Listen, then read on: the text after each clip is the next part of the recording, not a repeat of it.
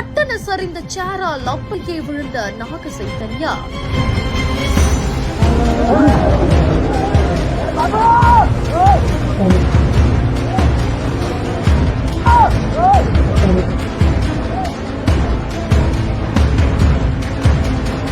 பட ஈவெண்டில் நடந்த அதிர்ச்சி சம்பவம்.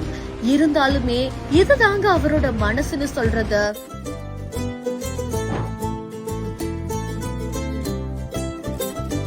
பிரபல நடிகரான நாக சைத்தன்யா நடிச்ச படத்தோட ஈவெண்ட் ஒண்ணு நடந்து கொண்டிருக்கிற வேலையில நாக சைத்தன்யா உட்கார்ற வேலையில தான் அந்த சேரு சட்டுன்னு சரிஞ்சிருக்குது. இதனால நாக சைத்தன்யா கீழே விழுந்திருக்காரு.